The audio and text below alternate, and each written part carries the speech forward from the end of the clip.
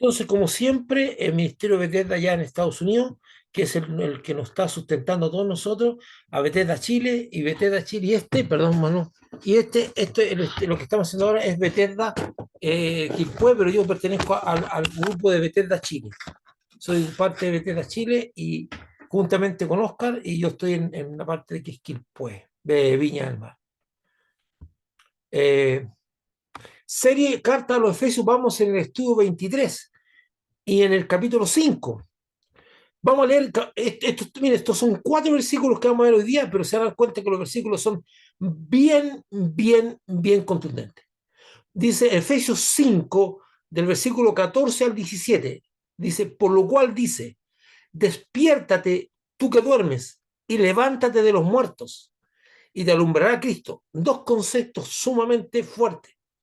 Mirad pues con diligencia cómo andéis, no como necios, sino como sabios, aprovechando bien el tiempo, porque los días son malos. Por tanto, no seáis insensatos, sino entendidos de cuál sea la voluntad del Señor.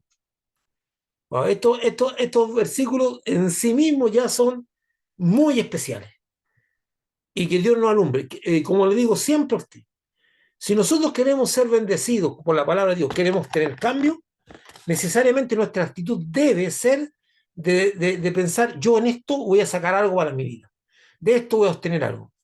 Durante el estudio de estos versículos insistiremos en repetir que el verdadero problema está en la obediencia y no en el conocimiento.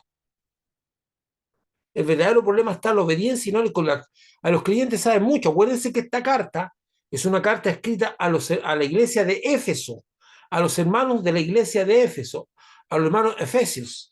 A ellos se les escribió esta carta y son hermanos, no son no creyentes. Las cartas Paulina o cualquier carta de la Biblia está dirigida a un grupo de creyentes, no a gente incrédula. Por lo tanto, lo que se le está diciendo a ellos, a la carta es para ellos, aunque de repente nos parezca que es como dirigía a incrédulos, porque realmente en la iglesia hay momentos en que se produce, en el cuerpo de Cristo se produce un actuar como de incrédulos. Y es súper importante. Por eso el apóstol Pablo y los otros apóstoles están en eso. Entonces, continúa Pablo con la exhortación a los hermanos de Éfeso de vivir activamente los principios del Evangelio, no contemplativamente, los principios del Evangelio de Jesucristo. Oh, qué bonita esta palabra, oh, qué lindas son las bienaventuranzas, oh, qué lindo esto. No, no es que lindo. ¿Cómo yo incorporo esa enseñanza a mi vida y vivo en función de esa enseñanza? El Evangelio de Jesucristo, se lo he dicho muchas veces, está destinado a transformar la vida del hombre, es un elemento renovador, trae un nuevo hombre. Y hay algunos que empezaron en el cuerpo de Cristo con alta intención de ser renovados y se renovaron en muchas cosas, pero se estancaron, están estancados. Entonces, dice, Pablo con la exhortación a continúa Pablo con la exhortación a los hermanos de Éfeso de vivir activamente los principios del Evangelio de Jesucristo. Y esta vez los invita a despertar, pongo comillas, como están durmiendo, de su vida pasiva e indiferente a las prácticas y los principios. Esas prácticas y principios están establecidas en la Biblia en mandamientos y ordenanzas.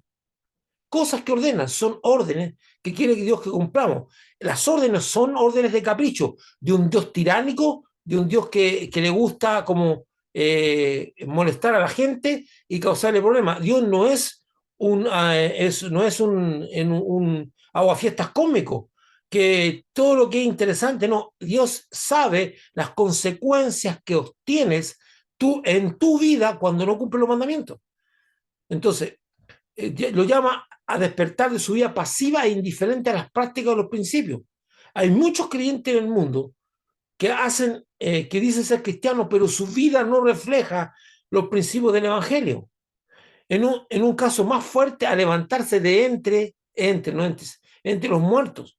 Una persona que ha sido vivificada, o sea, vivificada, que tiene vida, vivificada por Jesucristo, no puede actuar como un muerto espiritual, porque de otra manera estaría también muerto.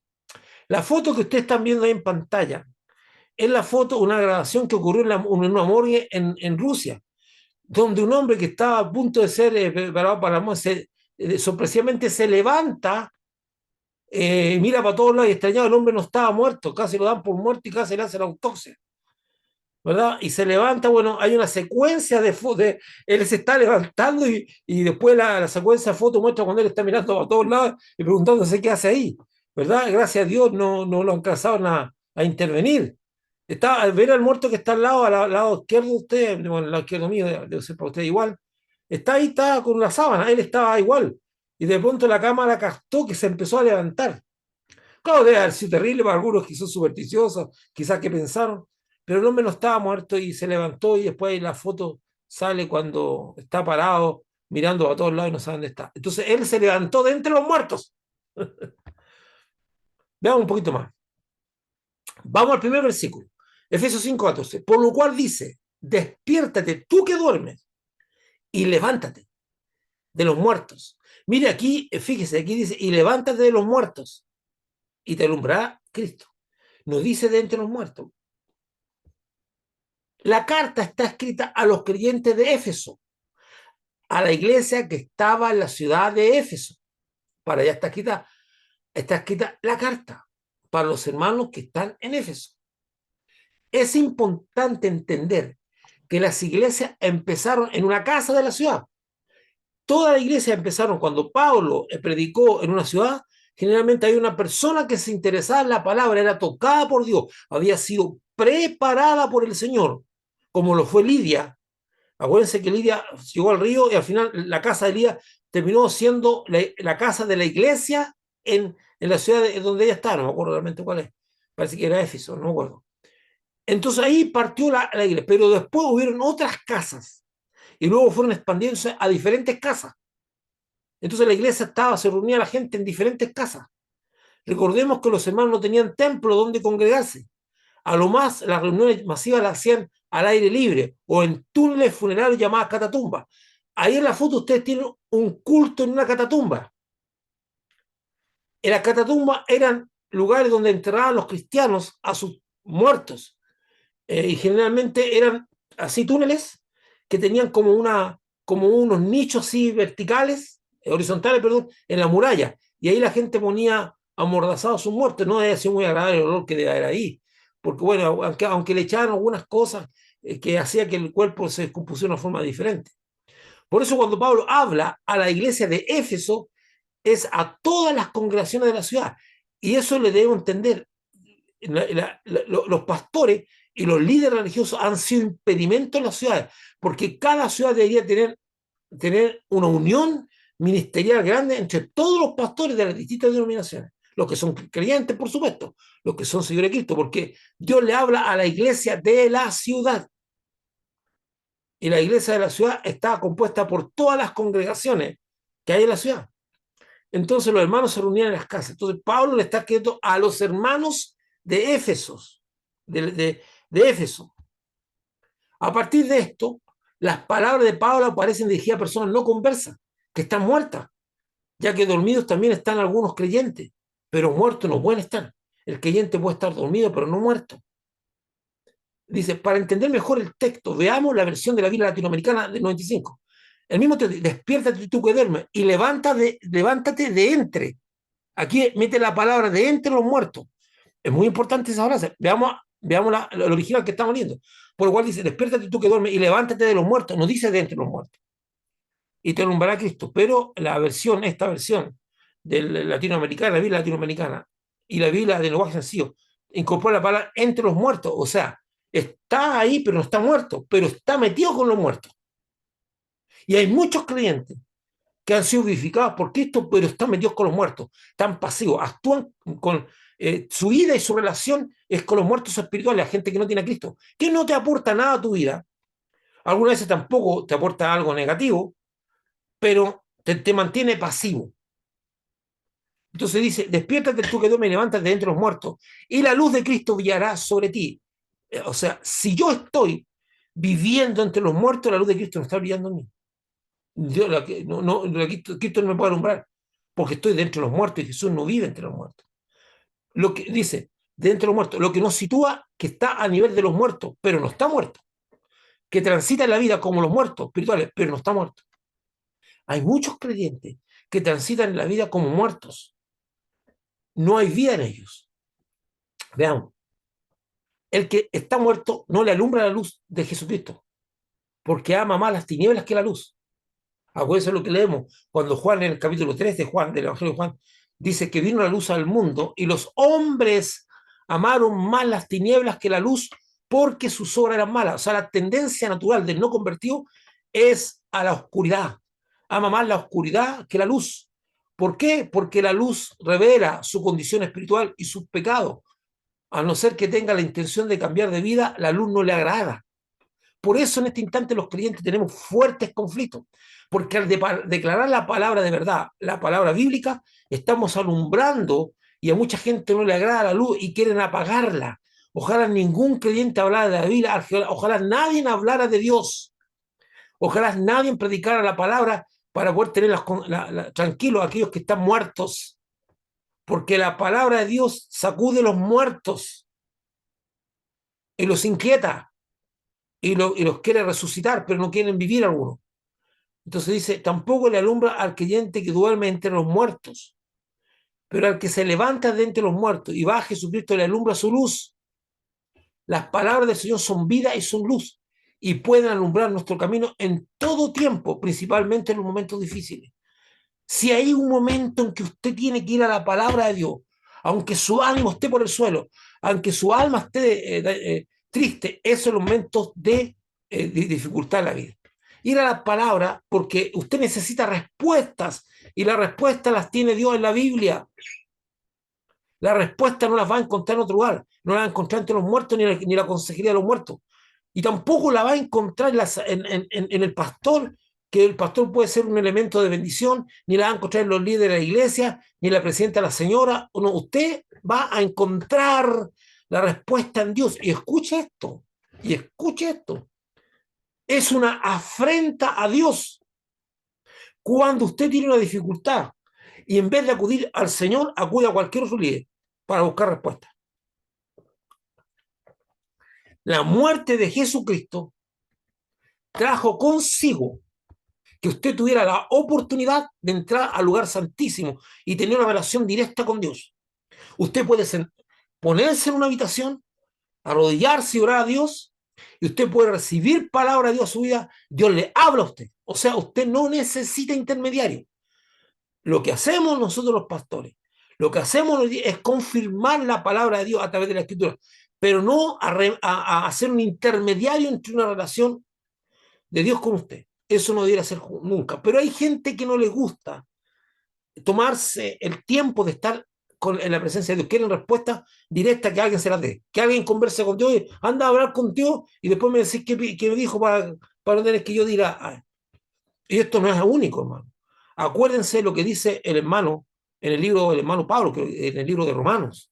Dice que estas personas, o en hebreo es, dice que muchos, cuando Moisés subió a la montaña y bajó con el rostro que alumbraba, ellos no le pidieron a Moisés que tapara su rostro porque la luz del rostro brilloso de Moisés era un rostro que lo encandilaba, no, eso no es posible, no es natural, sino que representaba la gloria de Dios y que la gloria de Dios, cuando tú entras en la gloria de Dios, hay cambio. Acuérdense que la Biblia dice que somos transformados de gloria en gloria. Cada vez que la gloria de Dios se hace presente en tu vida, en cualquier situación, ya sea en un retiro, ya sea orando en tu casa, ya sea en tu cuarto, que Dios se manifieste en su gloria en ti, tú no puedes volver a ser lo mismo, la misma persona. Por eso es que somos transformados de gloria en gloria. Entonces dice que le pidieron a Moisés que tapara su rostro para no ver la gloria de Dios, porque no querían cambiar. Y dice la Biblia que los demás de ellos quedaron postrados en el desierto, porque no quisieron cambiar. ¿Y quiénes son los que amaban esa presencia? Caleb y Josué, que fueron los únicos de esa generación que lograron pasar al otro lado, al Jordán, y vivir y tomar la tierra que Dios les prometió. El resto, ninguno pasó. Murieron en el desierto. Sus hijos fueron los que pasaron. Esa generación queda postrada en el desierto. Entonces, vamos a Dios, a su luz. Las palabras del Señor son vida y son luz y pueden alumbrar nuestro camino. Nosotros una vez necesitamos tomar decisiones, nosotros necesitamos resolver los conflictos, nosotros necesitamos arreglar algunas cosas familiares y la respuesta está en la palabra de Dios. Pero si no leemos la palabra de Dios, no nos tomamos un tiempo para escudriñar, es imposible tener la respuesta. Aquí tengo este versículo, Efesios 5:15. Mirad pues con diligencia cómo andéis, no como necios, sino como sabios. Lo hice también, saqué la versión latinoamericana del mismo texto y dice, examinad, examinen, pues con mucho esmero su conducta. No anden como tontos, sino como hombres responsables. El mismo texto puesto en dos versiones para ser más entendible. Vamos, ¿qué es lo que es diligencia? Cuidado y actividad en ejecutar algo, según la RAE, la Real Academia Española. Andar con cuidado al ejecutar algo y actividad en ejecutar algo. Cuidado y actividad. Necio, ignorante, que no sabe lo que debía saber. Segunda, digamos, significancia, falto de inteligencia o de razón. Y tercera significancia de necio es terco, porfiado en lo que hace o dice. O sea, puede ser una persona ignorante, puede ser una persona que no actúa con razón, o puede ser una persona porfiada, como necia. Debemos leer muy detalladamente este texto, que la versión Biblia Latinoamericana 95 lo aclara más. No dice que debemos andar con diligencia, no dice tú debes andar con diligencia, sino que dice que con diligencia debemos examinar nuestra conducta. O sea, diligentemente o con cuidado debemos examinar nuestra conducta. No debemos andar en una conducta diligente. También es así, pero lo está diciendo, está poniendo énfasis. Oye, pónete a mirar cómo estás caminándote. Con diligencia, a ver si estás andando en la palabra de Dios, estás cumpliendo la palabra de Dios, porque nosotros somos buenos para ignorar eso. No nos hacemos un autoexamen, no una autocrítica. De hecho, debemos confrontarlo a Dios. Y muchas veces no estamos caminando como corresponde. Debemos leer muy detalladamente este texto, que la versión de la Biblia Latinoamericana 95 lo aclara más. No dice que debemos andar con diligencia, sino que con diligencia debemos examinar nuestro andar. La palabra necio es una palabra bíblicamente delicada, ya que Jesucristo explícitamente enseña. ¿Qué dice Jesucristo? ¿Por qué es una palabra delicada? La palabra necio, porque Jesucristo explícitamente enseña que no debemos señalar a nuestros hermanos como necios. Y en sí misma la palabra tiene una amplitud de significancia. Algo que decía, recordemos qué es lo que es la palabra necio. Dice, ignorante que no sabe lo que debía saber, o sea, que no sabe lo que debía saber. Cuando dice no sabe lo que debía saber, es porque la persona no quiere saber. Me doy a entender, ¿verdad? La persona no está interesada en saber. Falto de inteligencia o razón, o que no actúa con razón, o es terco porfiado. Eso es una persona necia. Entonces, también Jesucristo nos dijo que no debíamos llamar a nuestros hermanos. Por eso dice, la palabra necio es una palabra bíblicamente delicada, ya que Jesucristo explícitamente enseña que no debemos señalar a nuestros hermanos como necios, llamarlos necios. Y en sí mismo la palabra tiene una amplitud de significancia. Ahora, esa foto que está ahí nos recuerda cuando Jesucristo sí usa la palabra necio y dice que el necio en la arena su casa construyó y que el sabio en la roca su casa construyó. Y esa casa ustedes se dan cuenta que está construida en la arena y mire, lógico, vino la agua, desplazó la arena y media casa se cayó. O sea, ese hombre no leyó nunca la Biblia o era terco en demasiado. Pablo, al ver el accionar de los hermanos de Éfeso, les instruye a examinar con diligencia, es decir, cuidadosamente la forma en que estos se conducen por la vida, en el andar diario, el cual no debe ser como lo hacen los necios que actúan en forma voluntariamente ignorante o en forma irracional o con terquedad. No, yo estoy siendo terco, yo estoy siendo ignorante, o estoy siendo irracional, o no estoy usando la inteligencia. Yo tengo que ver, porque la terquedad una vez abunda, sobre todo los que somos más viejos, de repente tenemos que estar constantemente examinando si nos estamos poniendo tercos, o no podemos ser voluntariamente ignorantes. ¿Y por qué voluntariamente ignorantes? Ah, no, pastor, es que yo no tuve la oportunidad de ir al colegio, y no se trata de ir al colegio, se trata que Dios permitió que hubiesen muchas personas que murieran. Escucha esto, personas que murieran, que dieron su vida su tiempo que Dios tomara para que usted tuviera la Biblia y la pudiera leer. Y usted tiene la Biblia y tiene la forma de instruirse. Por eso, cuando hablamos de voluntariamente ignorante, es ignorar. Cuando yo voluntariamente ignoro y me convierto en un ignorante que no tengo idea de lo que... No, un necio es una persona que teniendo los recursos para estar instruido no se instruye y prefiere ser ignorante. Y en la ignorancia tomar decisiones que son fatales. Por ejemplo, mire, acabamos de ver esa casa, ¿verdad? Oye, hasta cantamos el cántico el necio en su casa, en la arena de su casa construyó. Cantamos ese cántico. No hay, la gente habla, no sé si algún día este hombre que construyó esa casa ahí no escuchó la parábola, no, cómo nada, si siempre se ha hablado de eso. Pero lo hizo de todas maneras. Hoy no la haga, no se instruyó. No, no puede ser eso, porque tenemos recursos. O sea, ser ignorante voluntariamente en estos tiempos es un pecado porque los recursos espirituales están para ser instruidos. Tengo la Biblia a mi alcance, nadie me prohíbe leer la Biblia, como en China, como en otros países que incluso quedaron hasta una Biblia distorsionada y pervirtieron el Evangelio. De hecho, muestran a la mujer que en esa Biblia que hicieron los chinos, muestran a la mujer que Jesús evitó que la piedraran públicamente y dice en esa Biblia china que después Jesús mismo la piedró. Tontera, que era un hombre cruel y una serie de cosas. Entonces, no podemos voluntariamente querer ser ignorantes, no querer oír como esa mujer que está ahí, o con terquedad. La forma de andar debe ser como sabios, y esto no es sabiduría humana, sí, porque mire lo que dice el texto.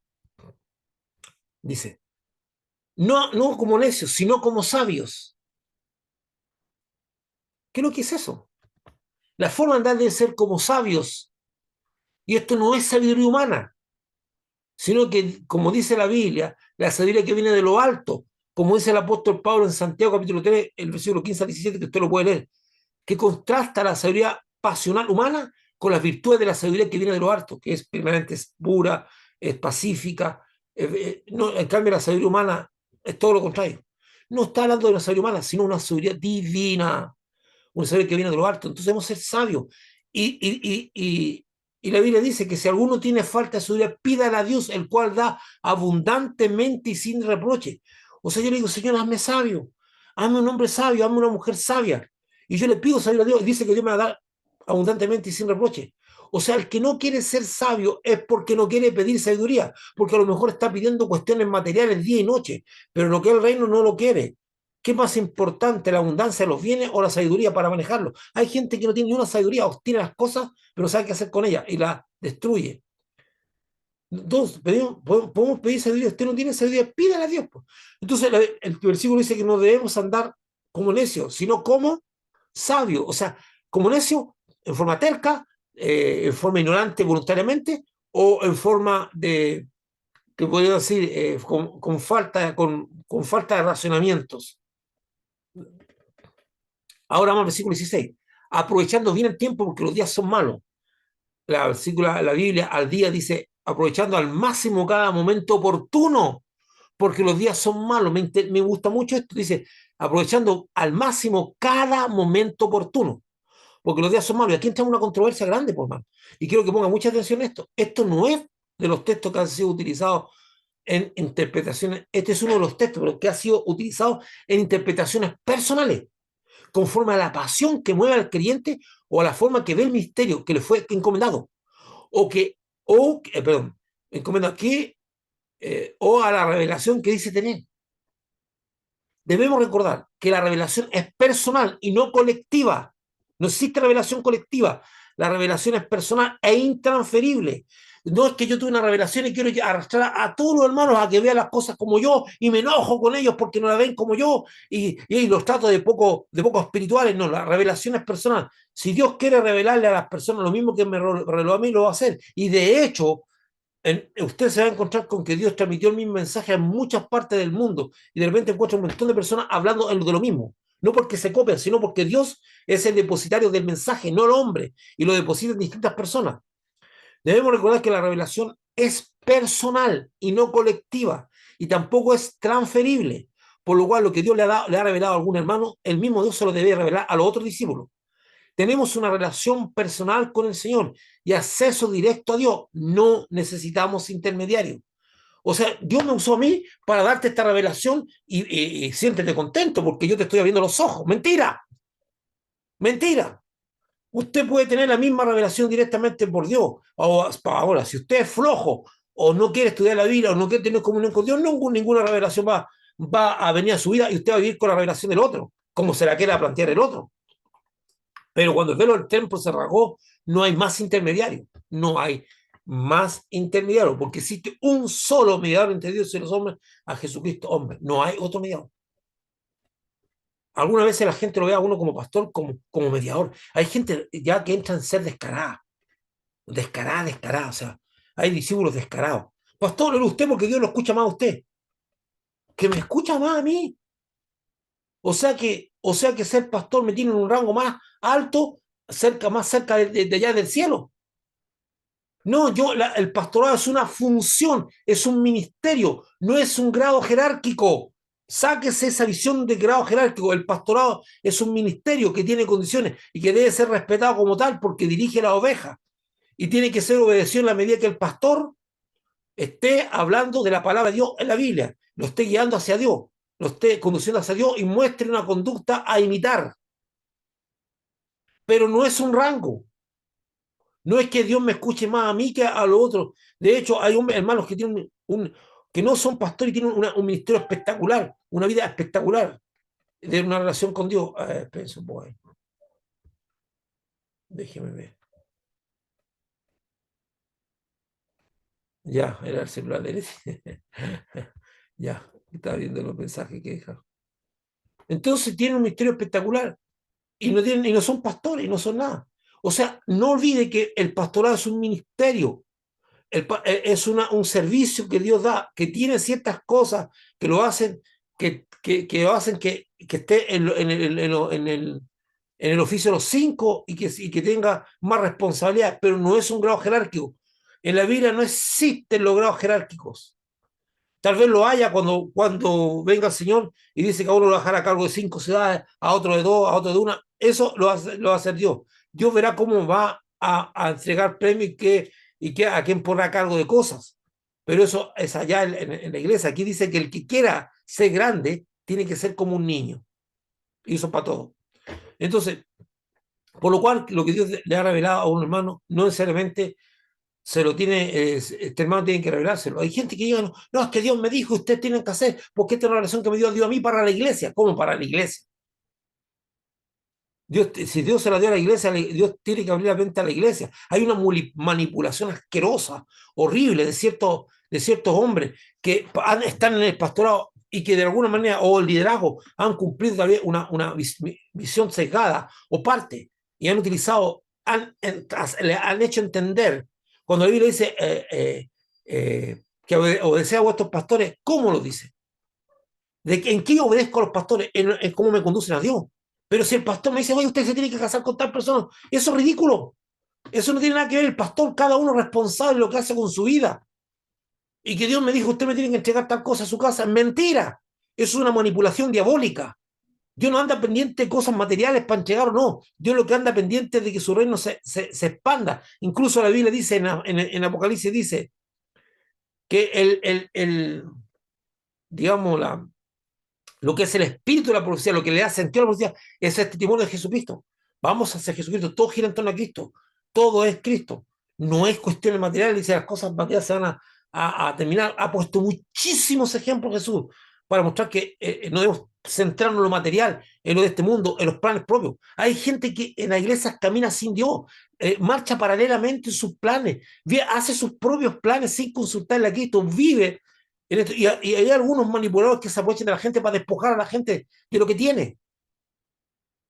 Eso es lo que está ocurriendo. Y la gente ignorante va y ve, porque es un ungido de Dios.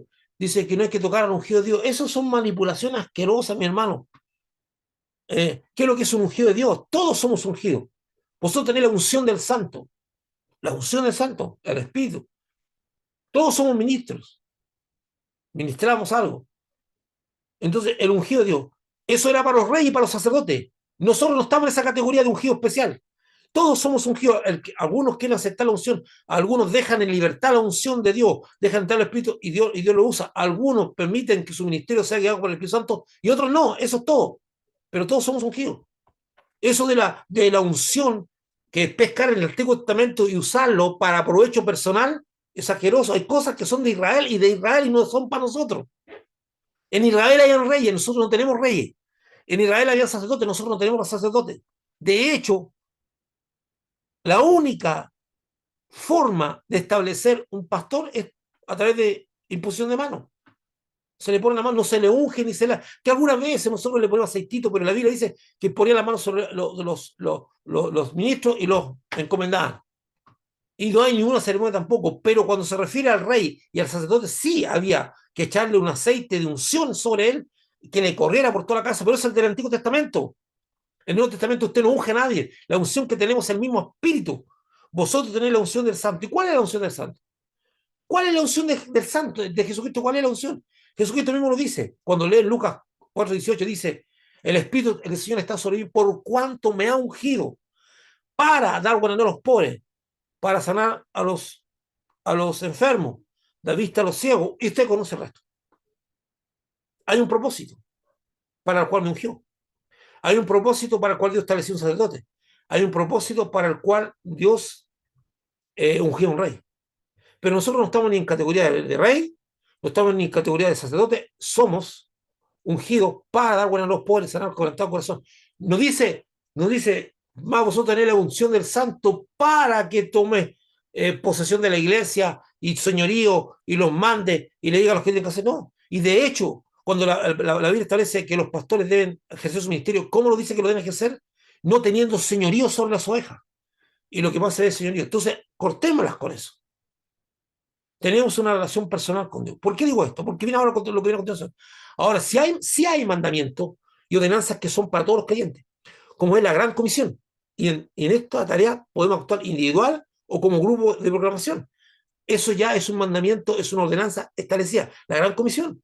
Ir y hacer discípulos de todas las naciones, bautizándolos, enseñando cuáles todas las cosas que ha mandado usted. Entonces, eso ya es algo que es para todos. No tenemos una revelación para eso, eso ya está. Y lo podemos hacer colectivamente o lo podemos hacer de forma individual. El principal problema que muchas veces tenemos es que algunos creyentes que interpretan este texto de aprovechando bien el tiempo, de aprovechar bien el tiempo, en que toda su vida o actividad debe ser eclesiástica, entienden que aprovechar bien el tiempo es que toda mi actividad y mi vida debe ser eclesiástica. Todo en función de lo que pasa, metido en la iglesia, toda actividad, que predicando, que enseñando, o todo, o lo que hacen en sus casas, todo es aprovechar bien el tiempo. ¿Tienen alguna vez a la familia sometida a devocionales eternos, a cosas, y no pueden escuchar música, no pueden hacer, es algo horrible? Entre todas sus actividades, actividad debe ser eclesiástica. Y lo más conflictivo es que critican duramente a los hermanos que, que no actúan como ellos, o ven la vida cristiana, como ellos. Sin embargo, la regla de conducta de nuestra vida no debe ser la opinión que tenga un hermano de su particular visión, sino que debe ser la Biblia. Mi visión de cómo debo conducirla dice la Biblia, no, hermano, que dice, no, aprovechando bien el tiempo, mire, ¿cómo es? Usted tiene que estar predicando en la calle, usted tiene que estar haciendo. Por eso me gusta mucho, mire, eso, me gusta mucho. La Bat y otro, dice, aprovechando bien el tiempo, dice la Reina Valera, porque los días son malos. Ah, aprovechando bien el tiempo, pescan ese texto, no estudian, no oran, no preocupan ver, saber cómo entender bien ese texto. Veamos la Bat, dice, aprovechando al máximo cada momento oportuno. Eso es lo que está. Cada momento en que Dios te ponga en una situación, hay que aprovecharla bien. Pero no significa que debo entregar mi vida a lo eclesiástico las 24 horas, aprovechando al máximo cada momento oportuno, porque los días son malos. Cada momento oportuno. Entonces, ¿qué dice? Sin embargo, la regla de conducta de nuestra vida no debe ser la opinión que tenga un hermano de su particular visión, sino siempre debe ser la Biblia. Y la Biblia enseña en la Iglesia que hay tiempo para todo. Lamentablemente, estas personas tienden a amargar la vida de los que están a su alrededor por sus críticas, que a veces son hasta crueles, cuando sus cercanos o los hermanos de la iglesia a la que asisten tienen tiempo de esparcimiento o descanso. Oye, están ahí, ¿qué están haciendo? Deberían estar predicando la palabra de Dios. ¿Cómo que están ahí yendo al cine? ¿O cómo que están ahí celebrando un asado? ¿Cómo que están celebrando las fiestas patrias? Deberían estar predicando. Y van a meterse a esos lugares donde no lo escucha nadie, porque no es el momento oportuno. Y el momento oportuno lo establece Dios. Dios te dice cuando hablar. ¿Ustedes creen que Pablo, ustedes creen que Pedro, Juan andaban haciendo las cosas a su manera? Dios les hablaba en qué momento hablar. Incluso Dios, Pablo es tan certero que dice, yo quise ir a tal lugar y Dios y el Espíritu Santo no me lo permitió. O sea, eso te está mostrando que el que dirige la fiesta o el que dirige, el que toca el bombo, es Dios. Y Él dice cuándo bailar y cuándo no bailar. Él dice cuándo cantar y cuándo no cantar. Él dice cuándo pelear y cuándo no pelear. Él establece los tiempos, no nosotros. Hay gente que anda haciendo las cosas a su manera, no porque le envió Dios. Y como el resto no baila a su misma cueca, los critica y los trata de prácticamente de herejes. Lamentablemente las personas tienden a amargar la vida de los que están al horno, sobre todo los que están en su casa. Olvídense, esa pobre gente ya no quiere más y llega a odiar el evangelio. Porque no hay amor en sus vidas. Lo que hay es religión. Y la religión es destructiva, la religión es diabólica. La religión la estableció el diablo. Y Dios cambió la religión por una relación personal con él.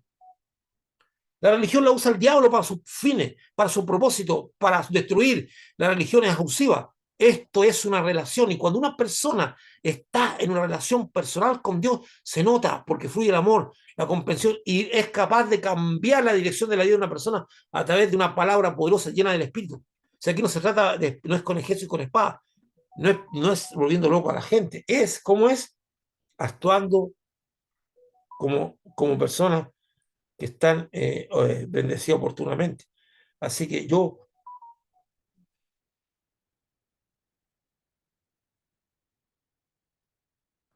ya, eh, me están pasando un aviso que se me quedó la luz prendida. Bueno, después veremos.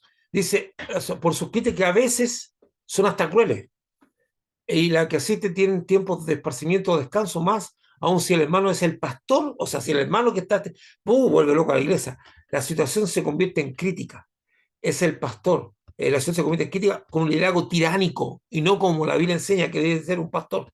Si la persona que tiene esa visión de aprovechando bien el tiempo es el pastor, olvídense por pobre congregación, porque los va a sacudir en forma tiránica, porque hay algunos que son tiranos en sus congregaciones.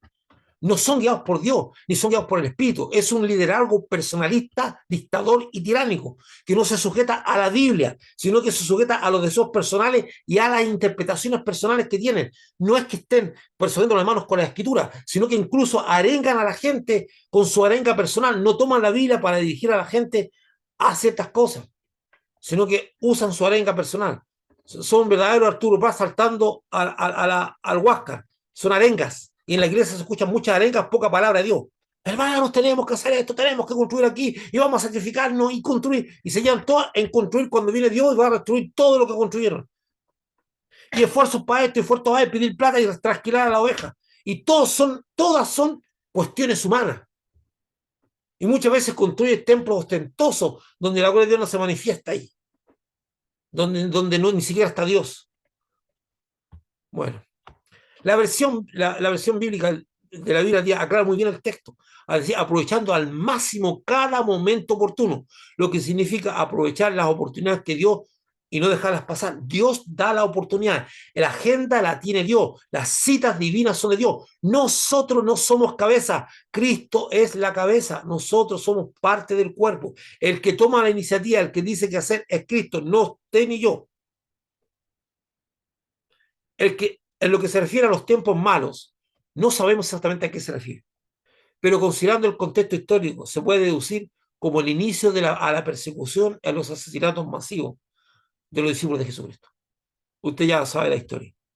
Los tiempos malos para nosotros no son los que afectan a toda la humanidad. Que va a venir crisis económica, eso afecta a todo. No es tiempo malo para nosotros, es tiempo malo para todos.